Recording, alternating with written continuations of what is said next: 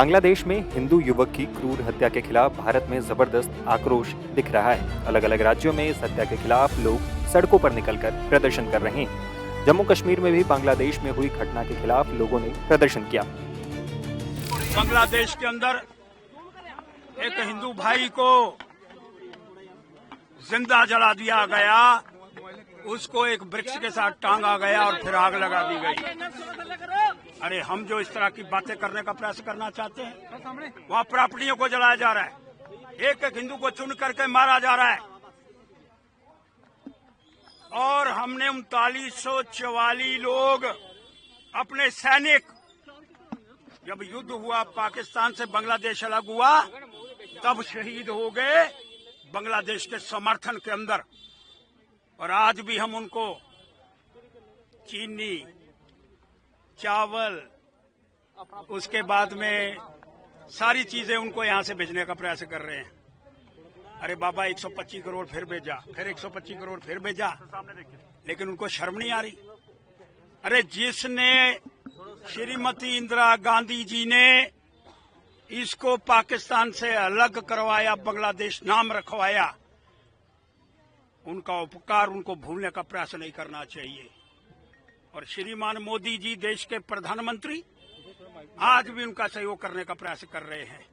लेकिन माननीय मोदी जी, आपसे जरूर कहना चाहता हूं कि एक हमला यूनुस को, जैसे लाडेन को उठा करके लाया था अमेरिका ने, वैसे यूनुस को भी उठा करके हिंदुस्तान के अंदर लाओ और समुद्र के अंदर उसको दफन कर दो। इसके अलावा जम्मू में हाईकोर्ट बार एसोसिएशन ने भी बांग्लादेश की घटना के विरोध में नारेबाजी की। वहीं जम्मू में कांग्रेस कार्यकर्ताओं ने बांग्लादेश में अल्पसंख्यकों की हत्याओं के विरोध में प्रदर्शन किया। उन्होंने मोदी सरकार से मामले में कार्रवाई की मांग की है। देखिए, बहुत बर्बरतापूर्ण हत्याएं की जा रही है, माइनॉरिटीज पे और हिंदुओं पे अत्याचार किया जा रहा है और मोदी सरकार खामोश बैठी है। हम बांग्लादेश सरकार को भी कहते हैं होश में आए और सारे लोग एकजुट होकर के आज देश खड़ा है। वहीं बांग्लादेश की घटना को लेकर UNHRC की प्रतिनिधि तस्लीमा अख्तर ने पाकिस्तान को भी निशाने पर लिया है। इस टाइम ये पूरी दुनिया को देखना चाहिए कि जो बड़े बड़े स्कॉलर बैठे हैं कि बांग्लादेश के लिए एक वॉइस भी रेज नहीं हो रही। क्यों? ऐसा क्यों? क्या ये वायलेशन को ये पूरी दुनिया को पता है? इस वायलेशन के पीछे किनका हाथ है? जो बांग्लादेश में अभी हिंदू वर्सेस मुस्लिम हो रहा है, उसके पीछे किसका हाथ है? ये तो सीधी सी पाकिस्तान का हाथ है।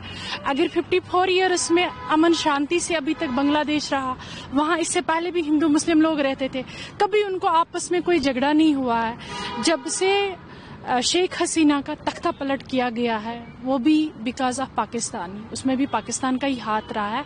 और अभी जो बांग्लादेश की सिचुएशन वहाँ पर चल रही है, वहाँ पर जो अभी वायलेशन हो रही है, वहाँ पर अभी जो पूरा मतलब पीस ही नहीं है, वहाँ पर जो लोग अभी तशद्दुद लोगों पर हो रहा है, हिंदुओं को निकाला जा रहा है।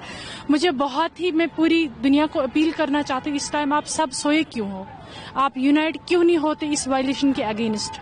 कोई आवाज इसके लिए क्यों नहीं उठा रहा कि पहले से ही बांग्लादेश एक सेक्युलर कंट्री है और मल्टी रिलीजियस के लोग वहां पर रहते हैं, भाईचारा कायम था वहां पर।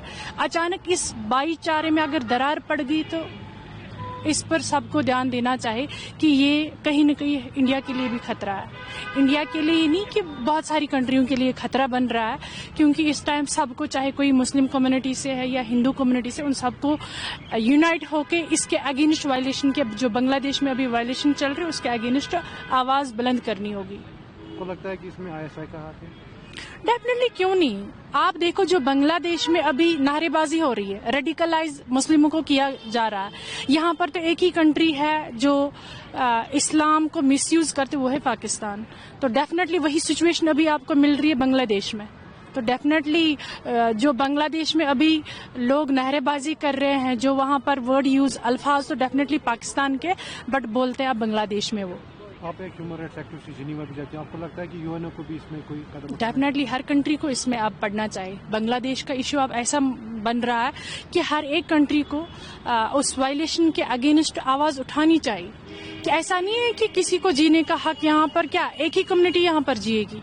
हर कम्युनिटी के अपने बेसिक राइट्स है, हर कम्युनिटी को जीने का हक है।